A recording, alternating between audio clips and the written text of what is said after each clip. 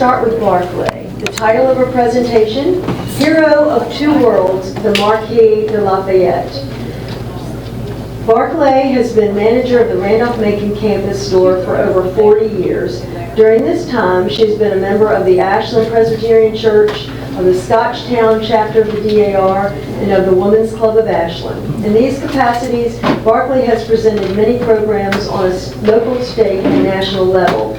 That is a very brief bio for someone as impressive and accomplished as Barclay DuPriest. So let's please welcome Barclay. Thank you. To tell you about the recent festivities for the past 2 years, particularly in the state of Virginia, but in the United States, in 24 states. Did any of you see any, can you all hear me? Did any of you all see any Lafayette reenactors? We celebrated, and I will tell you in just a minute, 250 years after the war was over, the president invited Lafayette back to America, and you have never seen anybody from a foreign country get the reception that he got 50 years afterwards. So 200 years after that, we had been, the country was celebrating the 200th anniversary of our tribute to Lafayette then. So I had planned on going and talking to these reenactors and everything, but I had mobility problems and health problems, and weekend I was still working. So instead, I just concentrated on Lafayette himself. And there might be some folks who know more about Lafayette, particularly in the French Revolution, than I do. But I highly recommend The Hero of Two Worlds. After that's what made me decide to concentrate on this. I hope to tell you some things about this French soldier who took a leading role that you in our American fight for independence that you don't already know. Now, if only after our celebration, the 200th has ended, if that ghost of Lafayette is still around to come and grace us with his presence today. If he could be here. Lafayette, have you gone back to France? Where are you? If only, there's a knock. If only he were here today. Oh, bonjour. Oh, bonjour, Madame Lafayette. Let me present him to you. Thank you very much. This, of course, is Lafayette as he would dress not during the American Revolution, but in the 50 years afterwards when he was invited back to celebrate everything with our company. This is what he would have on. And, well, wait a minute. Let me get back to my notes so I don't screw up. Okay, now Gilbert is his name. Gilbert, if I may call you that. May I call you that? Okay. Since I know that you quickly learned English on your first voyage to the colonies, let us switch to English so that we can all understand you. And may I impose on you to help me with technical matters so that we have some pictures so that the Hopewell history lovers can know more about you. Merci, Gilbert. Oh, and please correct me if I have any facts wrong about your life. Okay. Look at this name. Marie Joseph Paul Yves Roche Gilbert de Motier, Marquis de Lafayette, was born in 1757 in a chateau in the French countryside about 300 miles south of Paris. Lafayette never knew his father, a very wealthy nobleman and a colonel of the Grenadiers, who was killed fighting the British during the 7 Years' War before Lafayette was 2 years old. Upon his father's death, Lafayette inherited his father's big estates and titles but the estate itself went to his mother until Lafayette became of age. Soon after the death of her husband, Lafayette's mother was so consumed with grief that she moved to Paris with her mother and left her little son, Gilbert, on their rural agrarian estate in the care of a priest. Well, the little Gilbert grew up very happily roaming the wild forest and being doted on by all of the servants in the chateau. During Gilbert's first trip to visit his mother in Paris, some noted that he had a somewhat inflated sense of his own importance and seemed surprised at the number of Parisians who didn't defer to him, as all of the servants in the chateau had done all of his life. Nevertheless, this fabulously rich little boy from Chavignac felt out of place and totally miserable in Paris, where he stood out as an undereducated country boy. To make things worse, in 1778, his mother and grandfather had 10-year-old Gilbert brought to Paris to live permanently. There he was teased mercilessly, so sorry, for your wild ways and country manners.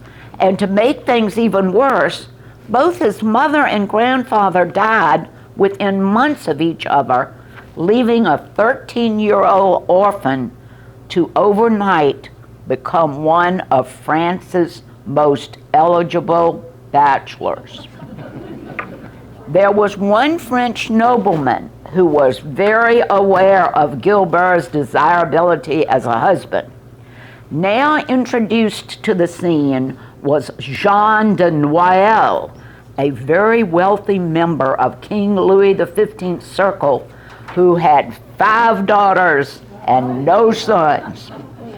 Not wishing to demolish his wealth on 5 exorbitant dowries for the girls, Noailles was eager to have his daughters marry rich men who didn't need his money. Noailles wisely chose 16-year-old Gilbert as a perfect mate for his second daughter, 14-year-old Adrienne. This was an advantageous match for Gilbert as well.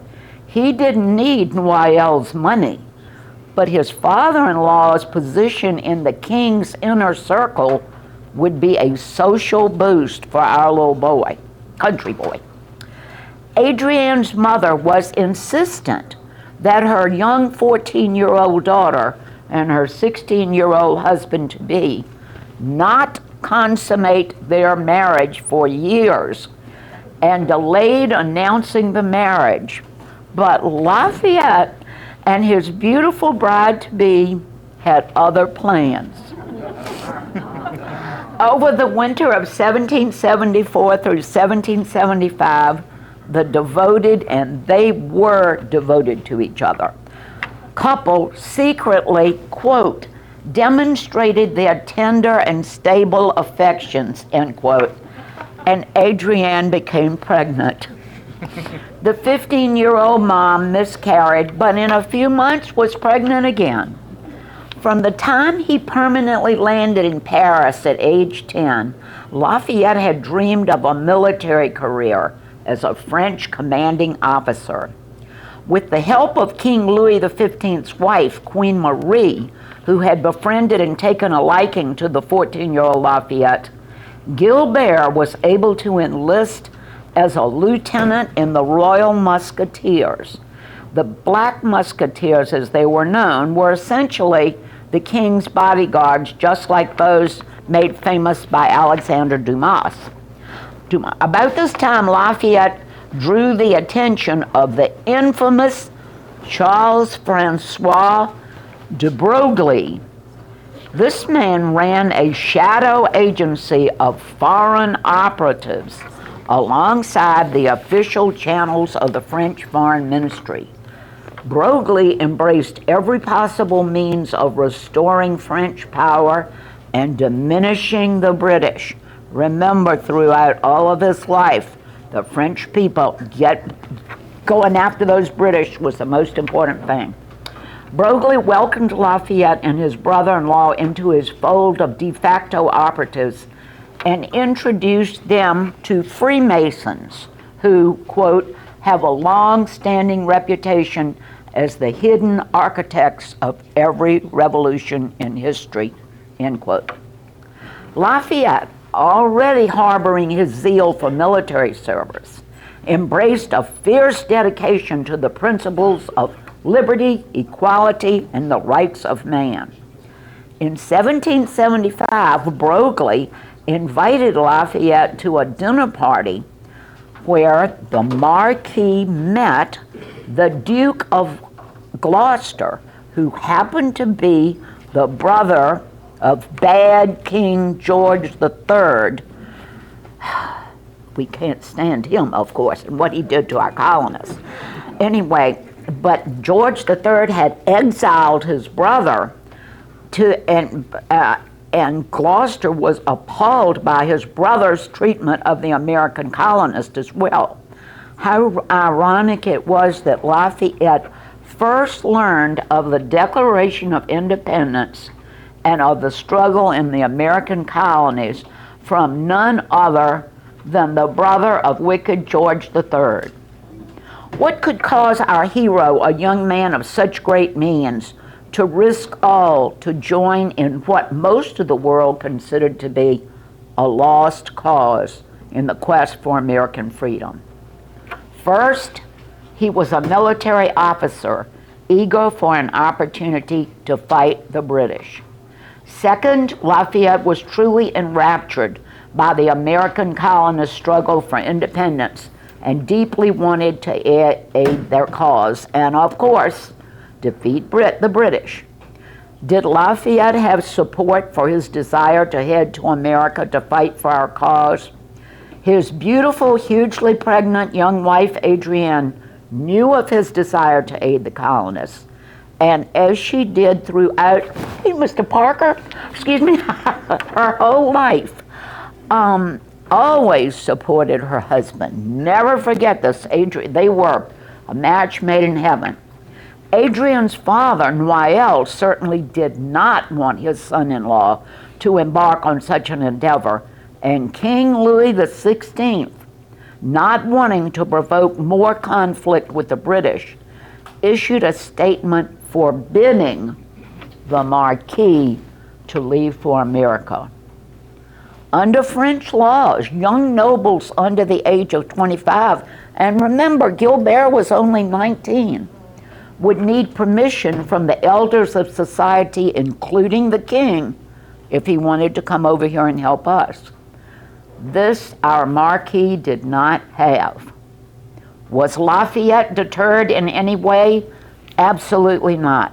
Under threat of arrest, Lafayette and 12 others were able to sneak out of Paris by traveling to Bordeaux and secretly boarding a ship named La Victoire. Our fabulously wealthy young Marquis had purchased the ship and a skilled crew to take them to America with his own money. The then 2-month-long Atlantic trip was not an easygoing sea voyage.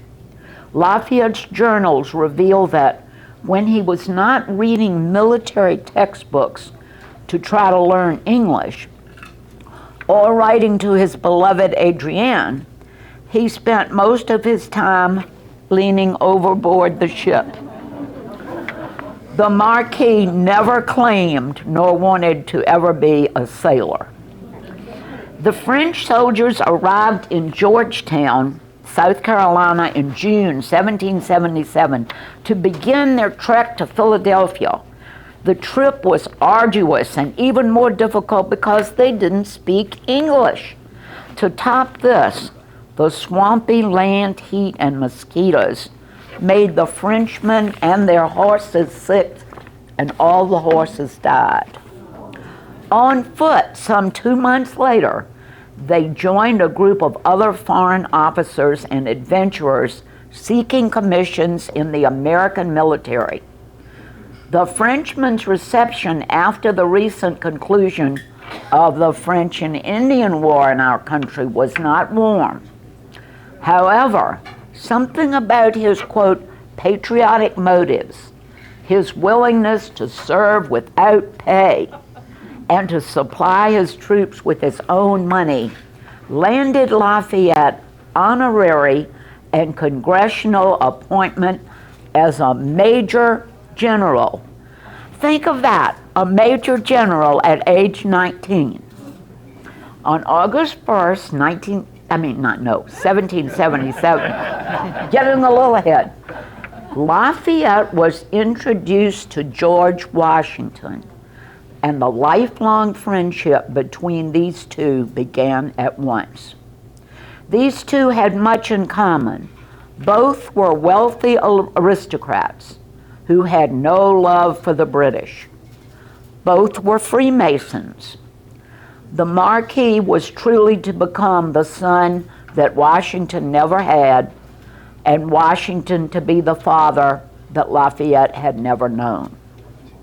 And that's really important. Later on you'll see too. Since his appointment was honorary, Lafayette served for a time as one of Washington's aides. Honorary commission or not, Lafayette played an important role in the August 1777 Battle of Brandywine, during which he sustained an injury. General Washington sent his personal surgeon to tend to Lafayette's wounds, and the 19-year-old Lafayette healed in the home of a Moravian family right across the hall from 16-year-old injured Hopewell patron saint Peter Francisco. These two teenagers also developed a lifelong friendship. Lafayette served with distinction in the battles of Rhode Island and Barren Hill, and with his friend Peter Francisco at the Battle of Monmouth. He was also at Yorktown but that's another story, with Peter Francisco. On July 4th, 1778, our country's second birthday, Lafayette wrote in his diary, and here are his words: "The moment I heard of America, I loved her. The moment I knew she was fighting for freedom, I burnt with the desire of bleeding for her. And the moment I shall be able to serve her in any time or in any part of the world will be among the happiest ones in my life." Bless your heart. Love you. Okay. Wait, I've lost my place. Okay. Later in 1778, after spending time with Washington at Valley Forge in the winter, the by then a little homesick and probably yearning for Adrienne, Lafayette returned to France with the idea that he could convince Louis XVI to strike a major blow against the British in America. Congress sent him on his way with letters to the king, singing the Marquis's praises. We must remember that Louis XVI had forbidden Lafayette to leave France to fight for the American colonists. Now, however, with Lafayette's reputation known to all, and with the French people's admiration for the efforts to fight those hated Brits, the country of France welcomed him home with open arms and much festivity. Of course, to save face, the king, King Louis, had to act that he was so the British would see this and not think that they were just after them. He had to put him under house arrest for 10 days.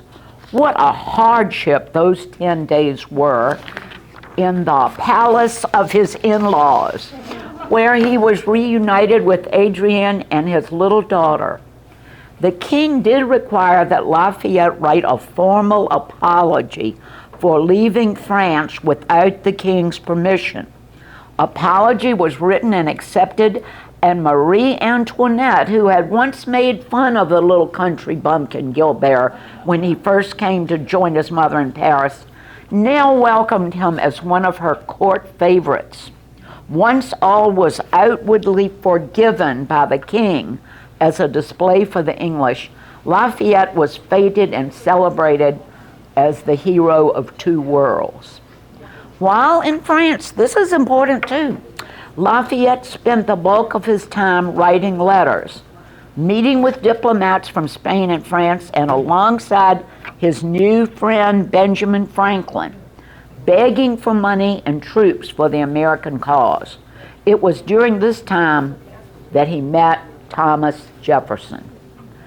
Things were not going well for the American colonists in 1780. As we know, they didn't really go well for the American colonists at all until Yorktown. I mean, Washington and our generals cleverly played a game of cat and mouse, and they retreated at the right time and saved enough of our pimps, waiting for that final showdown. Is that right, Mr. Parker? And I keep saying that to Brock Parker because he teaches AP history. Okay, he might correct me. Okay, Lafayette determined to return to America. It took much letter writing and arm twisting, but Louis the 16th finally sent him on his way, but not before our Marquis and his beloved Adrienne had some time to enjoy their little daughter, Anastasie, and their newborn son, who was named George Washington de Lafayette. After a much less nausea-inducing transatlantic crossing this time, Lafayette arrived in Boston to crowds welcoming him as our Marquis. He couldn't believe it. The crowds, they just, as they did when he went back 50 years later.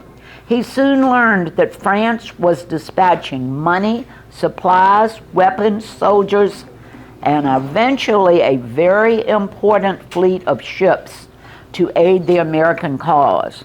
The determination and efforts of this 21-year-old Frenchman, now he's 21, were to make a major difference in our struggle for independence. George Washington soon dispatched Lafayette and his light infantry to Virginia, where Lafayette, with too few men and short supplies, was reduced to just shadowing Cornwallis, sending spies and reporting back to Washington. Gilbert, is there a picture of James Armstead up there? So if it's not yet, you will soon see a picture of Lafayette with a black man in uniform that is right behind him, and that is a very important man to know. His name was James Armstead. He was a double agent for Lafayette, and he pretended to be a runaway slave, and he would go over to Cornwallis and make them think he was, and he would get information and bring it back to Lafayette. And Lafayette, he was really something else. For months, Lafayette and Cornwallis played a cat and mouse game, while Cornwallis chased Thomas Jefferson and raided up and down the James River. Lafayette camped out along the Pamunkey River, playing a game of containment while he awaited reinforcements and new orders. At long last, General von Steuben of Germany arrived, as well as the French Navy. Cornwallis was driven to Yorktown. The French Navy was able to blockade the Chesapeake Bay.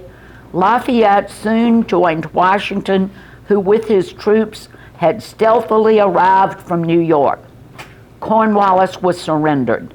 The siege began on October 6th. Lafayette and von Steuben's army forced their way through the British defenses. On October 17th, 1781, it was in effect all over, as Lafayette stood proudly near his beloved Washington and friend Peter Francisco, while the British forces laid down their weapons in surrender. You remember about how the redcoats refused to, they would not even acknowledge the American soldiers, particularly those who were just in their farm attire who had fought, because they thought they only had to even glance at the British soldiers because they were a European power and they made fun of us. I did read in one source a long time ago that Lafayette is the one that requested that the military band at Yorktown play Yankee Doodle. And of course, Yankee Doodle was a tune that the Brits made up. It was very derisive. It was to make fun of our Americans. They were the little Yankee Doodle dandies.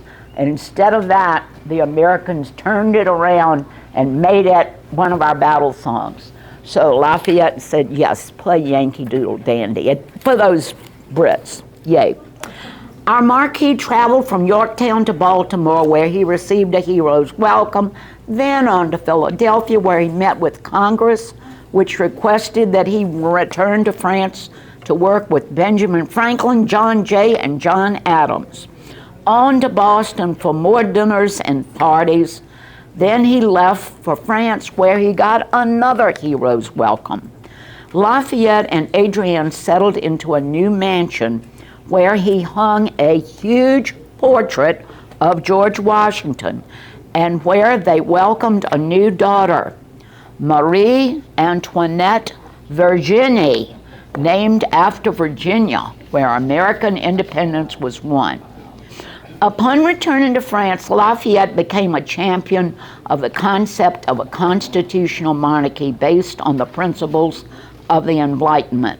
With the help of Thomas Jefferson, he drafted the Declaration of the Rights of Man and of the Citizen, which expressed the principles that inspired the French Revolution. I'm not going to talk about the stuff in the French Revolution because I don't really understand it very well. I mean, his role in it.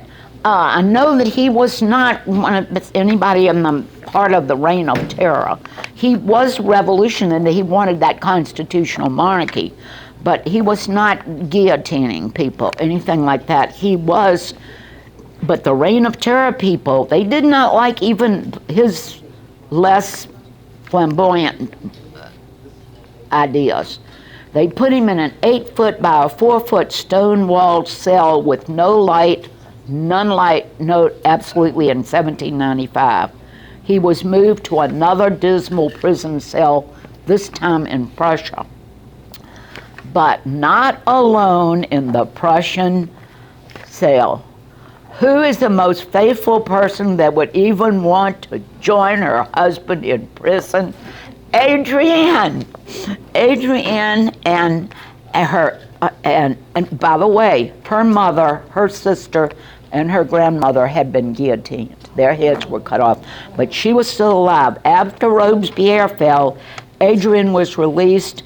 She petitioned the Austrian emperor for permission to join her husband in captivity, and she took the 2 little girls into the cell with him. Now, where was George Washington to Lafayette when the girls and Adrienne were in there with Lafayette? Their son, George Washington, Lafayette, had been sent to the United States before the Reign of Terror and was living with George Washington at Monticello. I mean, not at Monticello, at Mount Vernon. Goodness! Sorry, Mr. Parker. Okay. In 1797, Napoleon Bonaparte negotiated their release. The 2 years of incarceration had taken its toll on all 4 members of the Lafayette family, and Adrienne suffered the most, and she died 8 years later. They went back and they were able to recover part of their money. Both of them were very wealthy, but so they had a nice place to live. I don't know how much of the money they had, but I'll tell you what, their liberty was very important to Lafayette, and here's one thing he did not talk to George Washington about that I can find anywhere. Lafayette was a staunch abolitionist. Freedom was very important to him. He reproached Napoleon when Napoleon reinstituted slavery, but he never, to my knowledge, or I haven't read, had a discussion with George Washington about the huge number of slaves that he had. Upon Napoleon's defeat in 1815, Lafayette had re-entered the political arena, but he didn't find much interest in that. He was still over there and they had places to live. In the interest of almost being at the end of this, And since I didn't spend enough time carefully researching Lafayette's specific roles in the French Revolution, I'm now moving ahead to the year 1824, almost 50 years after the signing of the Declaration of Independence. At the invitation of President James Monroe, Lafayette and his son spent over a year visiting each of the 24 United States.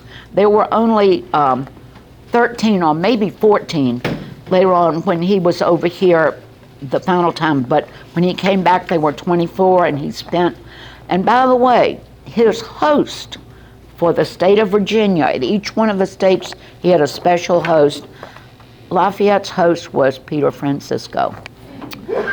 50,000 cheering spectators greeted Lafayette when his ship arrived in the New York harbor. Now, this just astounds me that 50 years after it's over, 50,000 New Yorkers were out there just cheering wildly. Scenes like this were repeated in city after city in the 6,000-mile tour. Lafayette was the last surviving major general of the American Revolution. No wonder when he was 19 when he became a major general. And the citizens of our country wanted him to know of their extreme gratitude. When Lafayette visited George Washington's tomb at Mount Vernon, a bystander wrote the following, quote, "Lafayette descended alone into the vault, and a few minutes after reappeared with his eyes overflowing with tears," end quote. When the carriage carrying Lafayette up the hill to Monticello came to a halt, there was Thomas Jefferson waiting on the portico. Jefferson's grandson described the reunion, quote, "Jefferson was feeble and tottering with age. Lafayette permanently maimed and broken in health from his imprisonment. As they approached each other, their uncertain gait quickened itself into a shuffling run, and exclaiming, 'Ah, Jefferson! Ah, Lafayette!' They burst into tears as they fell into each other's arms. Among the 400 men witnessing the scene, there was not a dry eye, no sound save an occasional suppressed sob," end quote. Lafayette died in 1834 at age 77 and was buried in Paris under American soil from Bunker Hill, which his son George Washington de Lafayette sprinkled over his grave. American President Andrew Jackson ordered that Lafayette be accorded the same funeral honors as George Washington and John Adams.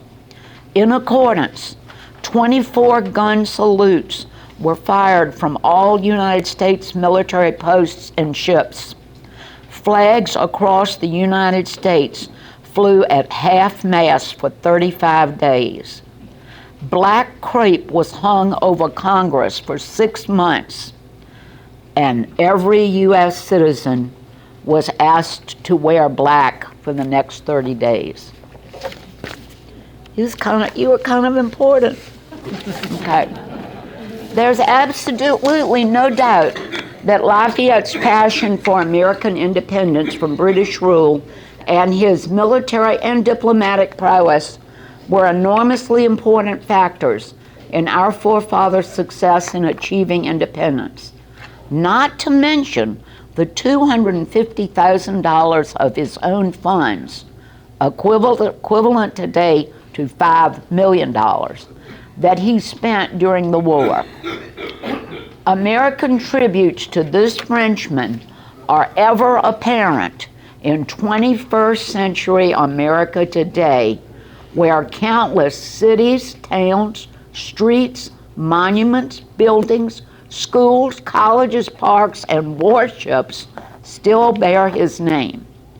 In fact, only 4 Americans have more of these American namesakes than this Frenchman. And those 4 are all presidents and all Virginians. Yes, you're in good company. Okay.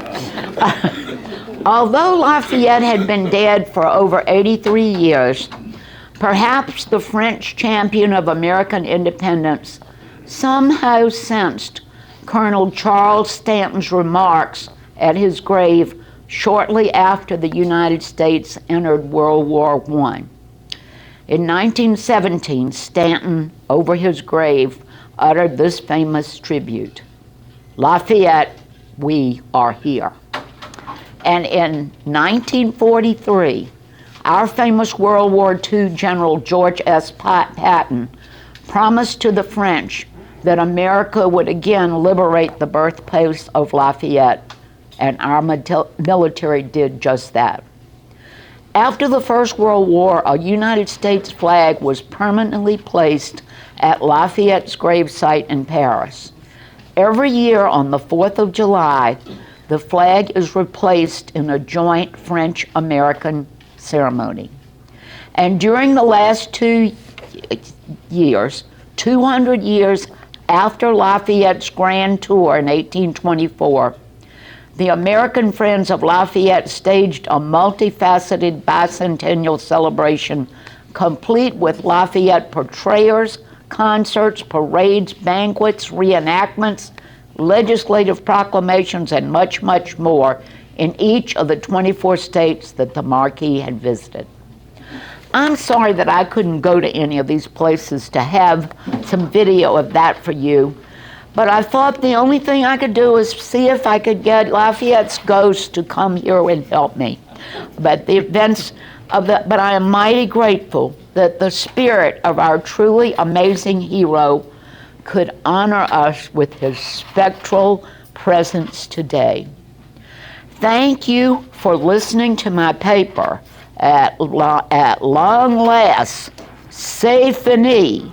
And I must say, merci, notre ami Marquis de Lafayette.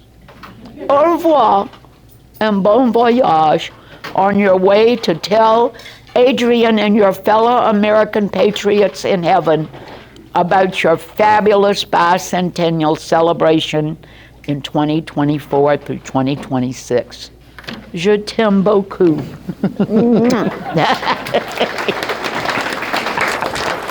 That is it. You all have been the best audience ever. You can look around and you can see people who are asleep. And you all, even if you almost went to sleep, you just perked right up. I was really... Barclay, people might have questions for you. Oh, and maybe Mr. Brock Parker can help. You all ask me. I'll tell you if I don't know. Any questions? People always say, how do you know all this stuff about Peter Do you all know who Peter Francisco is? Oh, man, well, you know, he is the Hopewell, he is City Point's claim to fame. He was quite something, and, well, I'm not going to go into him now. But Lafayette was, I just think it's astounding the things the United States did for him. And it is all the things during the, all the things during the French Revolution that maybe Brock knows about, but I really don't know, is that other than, you know, he was put in prison. He certainly, for a really, really wealthy Frenchman, underwent a lot of hardships and a lot of trouble just to help us and to beat those damn Brits too. That was always good. We wanted to do that. But I think we don't have a Lafayette Street in Hopewell, do we? I know there's a Peter Francisco Street, but no, but anyway, but there is just look for that. Anyway, and this is a really good book if you really want that hero of two worlds, and that has a lot of stuff about that. But this is it, and I thank you. Do you have any answers for them, Gilbert? I don't. Gilbert. And then, anyway, thank you all for letting me come and tell you about Lafayette. Yes. Oh, my goodness. Okay, all right. Thank you, Barclay. Wasn't that wonderful?